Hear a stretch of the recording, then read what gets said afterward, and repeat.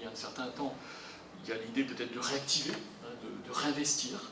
En tout cas, il y a cet enjeu-là, finalement, d'action, d'intervention, qui font vivre, qui donnent du sens.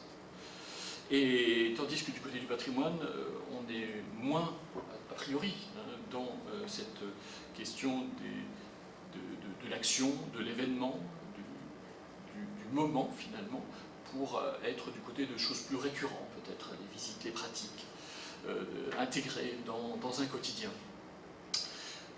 Dans toute cette logique-là, pour parler de ce qui finalement va à l'encontre de la geste monumentale ou patrimoniale, le monument renvoie à des intentions, voire des pulsions de destruction, avec une violence intentionnelle, de même que le monument est intentionnel, l'idée de le faire disparaître l'est également, et donc c'est le terme de destruction qui convient mieux.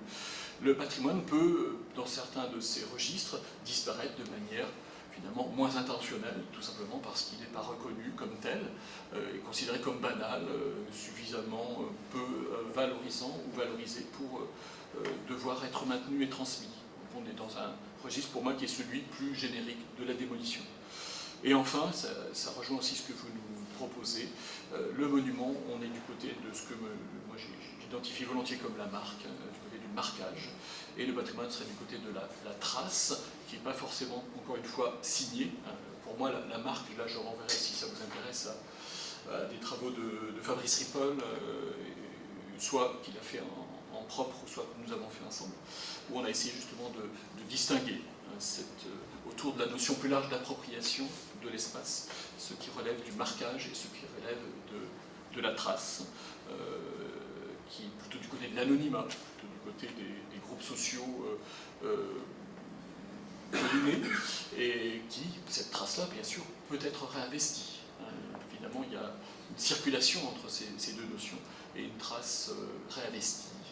Ça peut donner un patrimoine restauré, réhabilité, et qui devient, de ce point de vue-là, de nouveau, une marque. C'est un petit peu plus complexe que mon opposition que je vous propose ici. Voilà donc comment j'entendrai un peu ce dialogue finalement entre monument et patrimoine, avec cette idée finalement que monument est peut-être plus spécifique et s'inscrirait dans le champ plus large du patrimoine.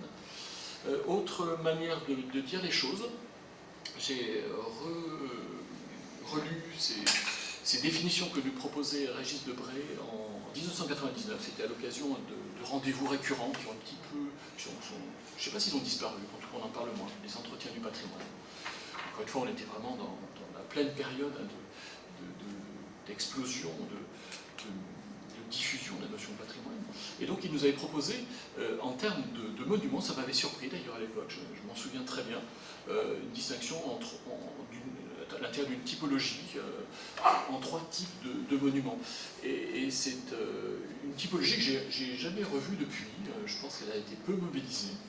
Moi, je trouve qu'elle est intéressante, elle m'avait déjà questionné à l'époque et je continue à y faire référence. Mais peut-être que ça nous dit que cette notion de monument à l'époque n'était pas dans l'air du temps et que voilà, il arrivait un peu tôt par rapport à cette proposition. C'est une hypothèse que je fais. Et par rapport à nos repères conceptuels, j'aurais tendance à dire que finalement le monument tel que vous nous le proposez serait plus du côté du monument message et du monument forme. Monument forme renvoyant à cette intentionnalité de faire architecture, en l'occurrence, qui marque, qui s'impose, qui a des ambitions esthétiques, et qui finalement se veut extrêmement signifiante. Donc on serait pour le monument, du côté du monument message et du monument forme, et puis finalement du côté du patrimoine, mais encore une fois tout ça s'interpénètre, en tout cas dans sa version, je dirais, élargie des années 80-90, renverrait volontiers à la notion de monument de trace. Voilà, donc ça peut être effectivement des définitions, des réflexions qui peuvent être utiles et versées dans cette discussion-là. Alors, une fois qu'on a un petit peu positionné ces deux notions qui, encore une fois, s'interpénètrent, ce qui est le plus intéressant finalement, et je pense que vous avez tout à fait raison de l'aborder dans ces termes-là, c'est de raisonner plutôt en termes de monumentalisation ou de patrimonialisation. Alors, moi, je suis plus à l'aise avec patrimonialisation. Je m'étais amusé à une époque, j'avais proposé ça dans une revue de géographie, de géographie, à noter finalement l'émergence de cette notion de patrimonialisation à travers, encore une fois, des titres de thèse, des titres de colloques, de publications. Et c'est assez net, patrimonialisation émerge vraiment au tournant du siècle, 99-2000, on le voit apparaître. Donc renvoie effectivement à cette prise de conscience qu'il se passe quelque chose, qu'il y a des dynamiques fortes en termes de transformation du regard porté sur un certain nombre d'héritages, et dans un sens très très large. Moi je suis spontanément, et j'ai tendance à le faire sans le préciser, du côté du matériel, du spatial et de l'urbain en particulier. Mais effectivement, n'oublions pas que derrière la notion de patrimoine et celle de patrimonialisation, il y a aussi tout le champ dit de l'immatériel, même si, sans développer du tout la question, mais là encore on a des formes d'interpénétration évidentes entre ce que l'on considère comme matériel et ce que l'on considère comme immatériel. C'est commode comme distinction, ça permet en tout cas d'élargir nos œillères, mais dès qu'on le creuse un petit peu, ces idées-là, on se rend compte que ça ne résiste pas très longtemps, cette distinction-là. Bon, je referme la parenthèse. Donc patrimonialisation, c'est quelque chose que je vois émerger au tournant du XXe et du XXIe siècle. Monumentalisation, c'est vous qui nous le proposez. Dans cette même idée, j'ai repris les termes que Pierre employait à l'instant, à savoir tenir compte de l'épaisseur des processus humains qui encadrent leur avènement de ces monuments-là. Et bien, effectivement, c'est ça qui nous intéresse, non pas tant l'architecture, le lieu, la forme, que ce qui se joue autour et que ce que l'on veut leur faire dire à ces lieux, à ces formes, à ces monuments. Donc je me retrouve tout à fait bien dans cette approche processuelle, qui est, encore une fois, à mon sens, la plus riche. Et vous nous proposez un certain nombre d'autres termes qui sont dans le même registre. Mémorialisation, voilà, qui peut renvoyer d'ailleurs et à la question monumentale et à la question patrimoniale plus largement. Donc, mémorialisation, mise en mémoire, on peut trouver cette expression-là. Processus de spectacularisation qui va bien aussi avec la notion de monumentalisation, du point de vue de la forme. Et puis plus largement, et là aussi ça vaut, je pense, pour les deux registres monumentaux et patrimoniaux, identification, aussi beaucoup plus, je trouve, confortable à utiliser que la notion d'identité, qui est extrêmement piégeuse. Et la référence à Beauregard que vous faites également me convient très bien, dans cette idée que identification renvoie là aussi à des processus mouvants d'hybridation, et à partir du moment où on prend des mots qui figent, on risque de se retrouver coincé. Donc tous ces mots en sion ont bien des attraits, bien des avantages. Sans transition, je passe à des éléments qui, effectivement, pour moi, confortent cette idée d'actualité de la question monumentale. C'est l'envers, finalement, que représente la destruction de ce qui est identifié très clairement par les destructeurs comme des monuments, qui renvoient à des formes de pouvoir, à des références identitaires.